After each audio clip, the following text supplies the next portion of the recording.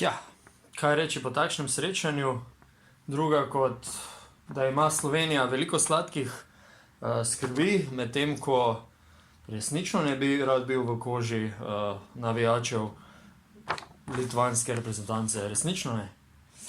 Ja, zaenkrat gre vse kot po maslu, no.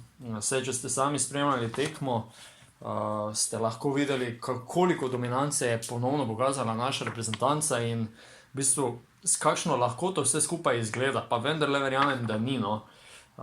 Ponovno smo krepko presegli stotico, končni rezultat 35 točk razlike, mislim, to res ni kar tako.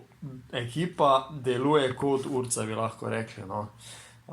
Začelo se je nekoliko drugače, Poljaki so ostro pritisnili, zadeli v napadu praktično vse.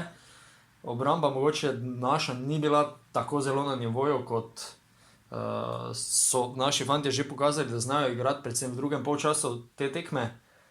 Mislim, Poljska je, mislim, da je začela s 6-7 trojko celo, tako da v bistvu je bil kar na nož, no, kar ostro se je začelo, vsekakor je napovedovalo se je neka zanimiva tekma, neprimerno bolj kot tista proti Angoli. Smo pa že v drugem polčasu pokazali vso svojo kvaliteto, tudi ko recimo ni bilo najboljših na terenu, je druga enota dosegla par lahkih košev, zelo zanesljivo delovala in naredila v bistvu tisto glavno razliko, ne. Prepelič Klemen se je vrnil v reprezentanco, zelo je bil razigran že na začetku, veliko akcij se je zanj pripravilo, kar se v bistvu od enega izmed nosilcev tudi pričakuje, no.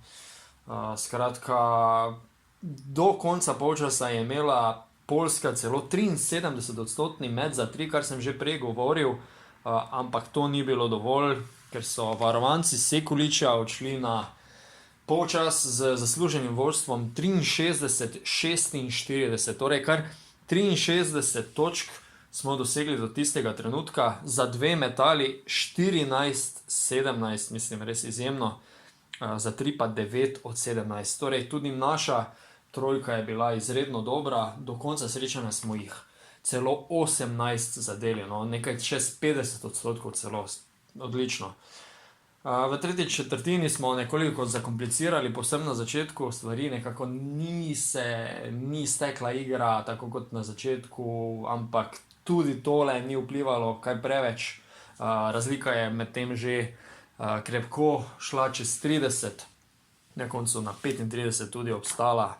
Skratka, saj neke prevelike filozofije glede tekme ni, bolj lahko govorimo, razmišljamo o res zelo dobri kemiji Slovenije, v bistvu fantje odlično delujejo na terenu, je pa tukaj potrebno dati kredit Aleksandru Sekuliću in njegovemu strokovnemu štabu, ki je zelo lepo sestavil ekipo, sistem, igra ima glavo in rep, zelo dobro kontroliramo skok, to je potrebno poudariti, že drugič smo nasprotnika nadskakali krepko, mislim, da celo 44-27 smo dobili skok, ja, res izvrstno, pa spet smo zelo lepo razporedili minutažo, kar nam bo v nadaljevanju turnirja prišlo še kako prav.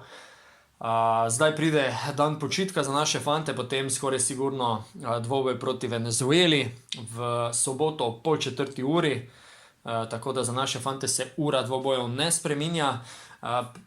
Lahko pa pričakujemo potem finale, seveda proti Litvi, ki bo pa ob 6:30 v nedeljo, no.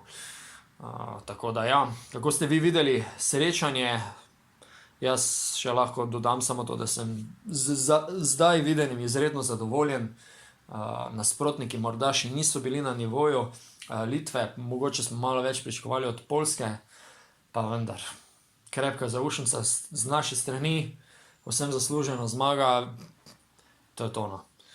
Bomo videli, kako naprej, to je to zaenkrat, se slišimo do naslednjič, srečno.